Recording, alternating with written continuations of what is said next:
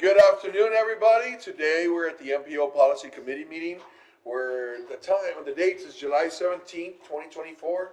Approximate time is actually, we started at 1:30, but the approximate time is 1:40. And we're at the City Council, Laredo City Council Chambers, 1110 Houston Street. We'll go ahead and call this meeting to order. Let's go ahead and have the roll call, please. Thank you, Chair. Mr. Jones will call roll. Good afternoon. Judge Tano Tijerina, Present.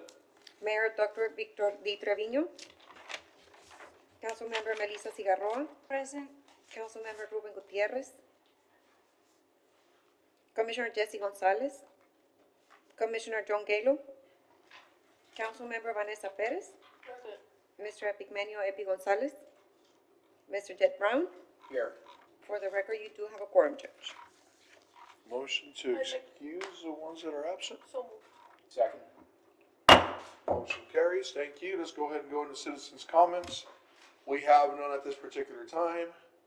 Let's go ahead and go into item 4. Items requiring policy committee action. 4A is approval of the minutes of the meeting held on June 20th, 2024. Motion to approve. Second. Any opposed? Motion carries.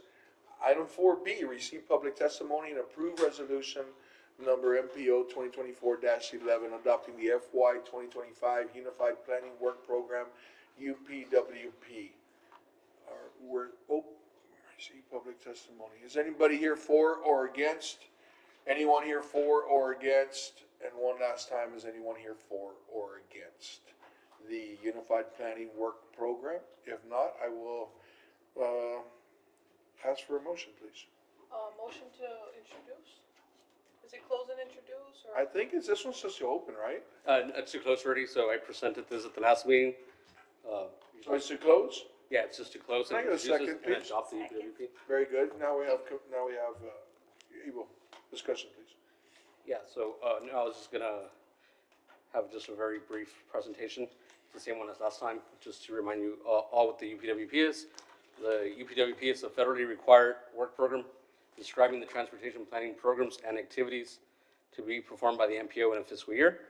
Again, the UPWP can be amended at any time if needed. So if we need to add a study or add additional programming to that, we can bring that back to you here. And it doesn't require additional comment period.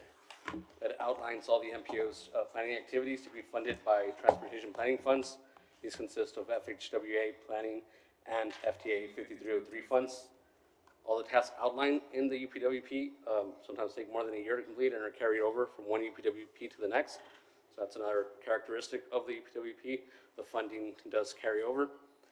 Our MPO public participation plan requires a 20-day public review and comment period for the UPWP. At this time, no public comments were received for this. Once approved by the policy committee, we submit the UPWP to TxDOT for FHWA's approval. The UPWP is due by July 31st, and so we're seeking action here today. And just an overview of the budget summary. Last time I went over all these different items. Again, this helps pay for our operations or salaries and studies, the specific studies we want to fund this coming fiscal year. It's a long-range freight mobility plan, a microtransit feasibility study. That's actually already, we're going into the contract. The policy committee already approved the contract. We have an action item on council's Monday meeting just to get those funds advanced. And of course that gets reimbursed to the city. And then we are also programming a South Laredo transportation planning study to look at connectivity in South Laredo and how we can improve multimodal mobility. The total we're programming for FY25 is $1,520,000. That's out of the 2.6 million that we estimate that we have. Again, these are based on estimates because we still don't know how much we're going to be authorized next year. But even after that, it still leaves us with about 1.2 million if we need to program any additional studies. I don't know if there are any questions on that. Questions or comments? None answer. I'd like to comment. Oh, yes, please. And Mr. Mendiva, you and I were speaking about this earlier, but I just noted in the plan that there are specific planks about tackling the climate crisis, a transition to clean energy and a resilient future, which is a federal initiative, and then Equity and Justice 40 in transportation planning. And that program has been put forth by the Biden administration, and it mandates 40% of federal investments flow to disadvantaged communities. And so I was asking Mr. Mendiva how we're taking advantage of that, and he said we are looking for every opportunity. MPO is looking for every opportunity where we can leverage what we're doing now and show the federal government that we are looking to definitely invest in our disadvantaged communities, and then trying to leverage those funds so we can see if there are other opportunities out there, because that is a pile of money the federal government has put out there, and they have a specific goal. I mean, they do want to see equity, and because of our population, we need to be taking advantage of that, and I do think that the efforts are there to do that. Good point. Correct, yeah. That is a Federal Highway Administration emphasis area, and that's one of the areas that we focus on. Of course, we'll look at funding opportunities in that realm. Very good. Any other questions or comments? None had. I do have a motion by Councilmember Vanessa Perez and then seconded by Councilmember Cigarroa. Any other questions, comments? Any opposed? Motion carries. Thank you. Thank you. Very good. Let's go ahead and go into item 5. Reports and presentations. These are no action required. Status report by the RMA, the Regional Mobility Authority. Good afternoon, all. Good afternoon, Judge. In your packet is a 2-page update. We try and provide monthly on the projects that we're working on. There's 7 right now that we're actively working on. If there are any questions, we'd be happy to update the policy committee members. We do have members of LJA, the general engineering consulting firm here that represents the RMA, that can address like Vision Zero or the Vicio Road project if there are super specific questions. Yes. Judge Mann? I was wondering, Mr. Brown, if we've had a couple of tragic incidents, auto pedestrian accidents. Does that, does that become a data point for the safety action plan and where there's a focus?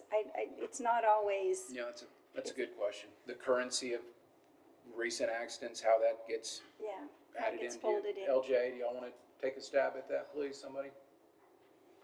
Thanks. Let's hear from the consultants. Thank you. Good afternoon, Blasita Lopez for the record with LJ Engineering, GEC for the RMA. I have been working on that project, and we do have historical data that the crash analysis for that study takes into account. And we have discussed picking up the 2023 statistics. The historical data covers from 2018 to 2022.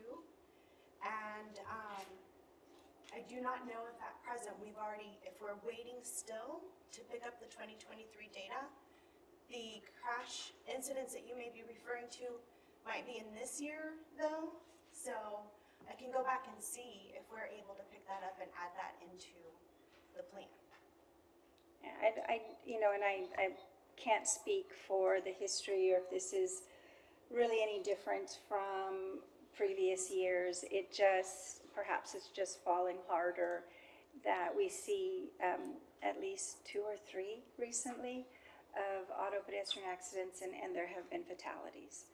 And again, it's not a perfect match. I know one was a landscaper who had headphones that blocked the noise from potential traffic, and so that's not going to necessarily be addressed in a safety plan, but it just is very moving to hear of these, and the hope is that we can prevent these types of deaths with planning that's very careful and tailored, and I appreciate the work that you're doing. Judge, I just have a quick question. Please. So I'm Thank you, seeing here that the Viacio overpass is on the books. Is it funded? Is it fully funded? It's not funded yet. You'll recall that the policy committee allocated $16 million of CAT 2 funds to it, which is a big portion towards the total price tag of around $40 million. There was no way to get it in the UTP for this year. We hoped it would be in. The plan is to make sure that it's in for next year. But what EPI, Roberto TxDOT's told us is between now and next year, when the UTP would be adopted in August of 25, which would be the 2026 UTP, is that they can be working on design during that time, so we're not losing out on time. We were hoping that the RMA could could be essentially the project sponsor, like the Viacio Road project, but what we learned is from TxDOT that the GEC that we use can't design both projects that are side by side. So we wanted to take over so that we could hopefully control the timeline a little bit better. But I feel really good about what Epi and Roberto and TxDOT's telling us about the project moving forward. So it's still continuing. I don't think it's going to slow down, but the gap funding's not there yet. We need to do things to make sure that by the end of this calendar year, TxDOT is well aware that it needs to be in the August 25 UTP. That's something I've learned as a policy committee member and as the chair of the RMA.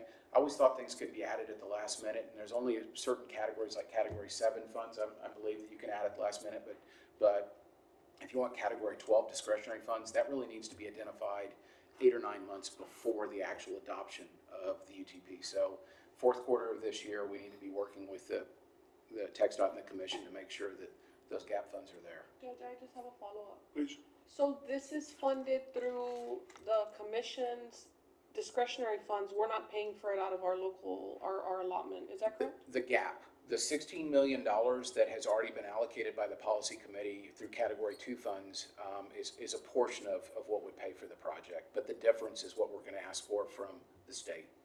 So we won't be, hopefully, ideally, we won't be funding it with our allocated dollars. We'll be getting them to, because I remember in the beginning, they had agreed that they would fund it, and there was. You were in that meeting. I was there, so that's why I just want to make sure that we're not having to, I guess, ration our resources for other projects No, for that, and they're going to fund it. It could have potentially come through Cat 7, but Cat 7 is spent for a number of years. So the Category 2 funds that TxDOT was, in my mind, I don't want to say creative, but they found the money, they had the money available. So it wasn't directly, it's money that the MPO controls, but TxDOT came up with those funds to put into the project through money that's available to TxDOT that we have the authority to identify and use that Cat 2 funding. So we actually, as a policy committee, already had action to allocate that money. The rest of it, unless TxDOT comes up with the money through Cat 2 or some other fund, which I can't speak to, it looks like we would be asking for Category 12 funds to cover the gap difference. And I go back to all the commissioners from TxDOT, the Texas Transportation Commissioners that have been coming to our community. Laredo's really on the map with them. I think they understand how important a project like a CHAR or a project like Viacio is. I think I'm pretty comfortable that they're going to come up with the money to cover the difference. We just have to keep asking for it. If I may, Judge, I think it would be helpful for us to have some of these talking points that, for these projects, so we can kind of all be on the same page when we're talking to, the commissioners and the representatives when we go meet with them in Austin and places, so we can communicate the same message, because I know it gets a little confusing with all the different projects we have, but I think it would be helpful to have a little, I guess like a little cheat sheet, informative sheet with some projects, so we know what to ask for, especially since we're going to be making visits with them soon and all that. So I think I would personally appreciate some talking points on that. That's a good idea. Very good. Thank you. Fun. Yeah, I was just gonna add for those Category 2 funds, again, this policy committee does have discretion on at least being able to vote on how those funds are spent, but those funds can only go to on-system projects. So it's within our MPO boundary, but only for on-system projects. So like AH-35, from 1472, those type of Is roads. it considered a non-system, the Viacio, will it be? Because it's an overpass at The I-35, yes, Okay, but it wouldn't be able to be used on the roadway. okay, well, that would Just to be a good clarify that. talking point, little Yeah. note for me. I can get one. Who would be responsible for creating it? Juan, could you? If it's just general, Yeah. specific funding, anything like that, we can provide something.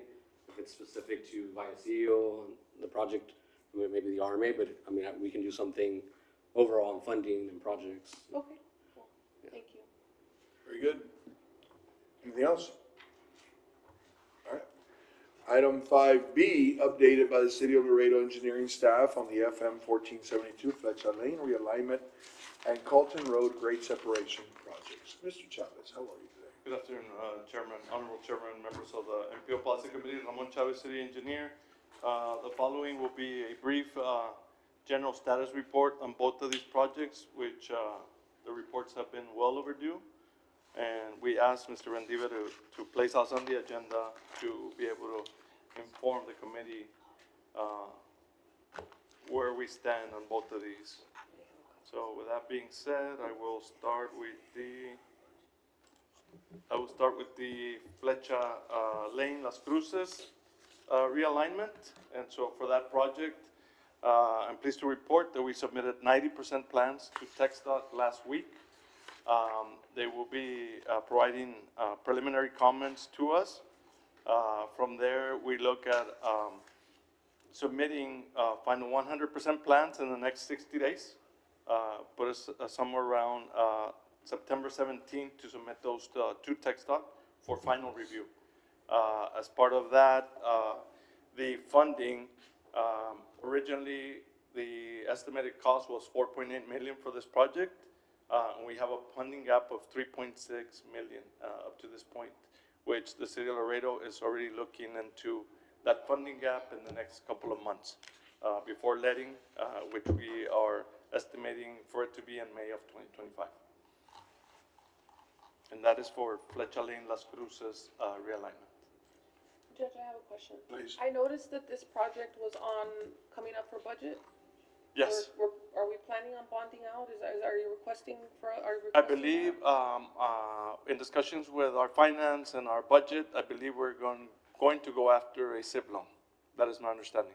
So that's how we are gonna try to fund, both of these funding gaps, on these projects. And how long has this project been in the works? From last I remember, both of these projects, if I'm not mistaken, they go back to 2012. So it's been a long time. Yes, it And the has. longer we put it off, the more expensive it's gonna Correct. be. Yes. Okay, thank you. Now, as far as status report on the Calton grade separation, we will be submitting a final 100% plans to TxDOT and to Union Pacific on July 26th, which will be next week. From there, we will begin the review process from both TxDOT and UP. We continue to work on utility relocations on that project. This project also has a funding gap of approximately 2 million, which again, the city is already looking at funding both of these gaps here in the next couple of months. Judge, question? Please. So this is one of those projects, again, that's been in the works for around the same time? Yes, correct. These both were originated together.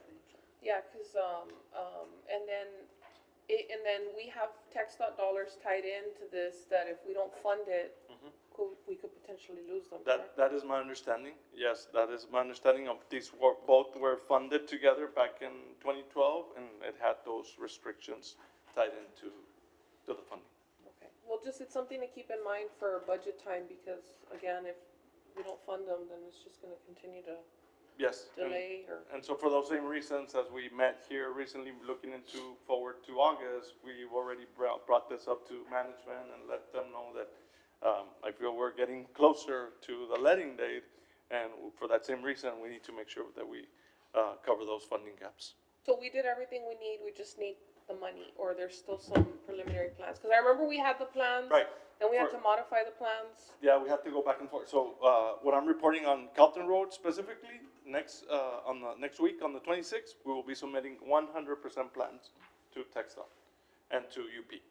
Meaning those are the final plans, and we'll hoping to receive maybe some minor comments from them. But we had all this coordination going back and forth prior to that. Okay, thank you. Yes, ma'am. Mr. Chavez, when you present this at council, would you be able to provide a map? Yes, Just, Most because I definitely. know the general area, but to envision exactly, yes, most the definitely. project We have those available, so that won't be a problem thank you, for both projects. yes. Thank you. Is that it? That's it. Very well, thank you, sir. Thank you. Yes, sir. Item 6, director's comments. Thank you. I don't know, the speaker's working. It's flashing green. This one's working? Yeah, sorry about Don't that. worry, it gets picked up from a long distance. All right, so, in the director's report, just wanted to mention, that we went through our federally required TMA certification on-site review that's been completed. I want to thank the elected officials and stakeholders that participated. I know some of you were interviewed. Thank you for that. So far, a preliminary list of commendations and recommendations. Hey, they threw me out after 2 minutes of talking. They threw you out. You were there quite a while. He said that I had a lot to talk about, Yeah. is what he told me. I said, I never thought I that think way. they used the word passionate. They were very passionate. Who knows? They said next time we come, we don't want that guy coming around. Yeah. But I think overall it went well. So, yeah, we got a list of commendations and recommendations. They're going to prepare a final report. Once they do that, we'll update the policy committee. We can do a presentation. Again, we had lots of commendations, good things we're doing, recommendations, things we can improve. But to my knowledge, there's no corrective actions. We'll update you once we get that final report. The other update, TxDOT's draft UTP, the Unified Transportation Program, is available for public review and comment. I put that link on the director's report. The comment period ends on August 5th, and the public information can be found there on that link. As part of the 2050 Metropolitan Transportation Plan development, we've been holding some virtual stakeholder meetings.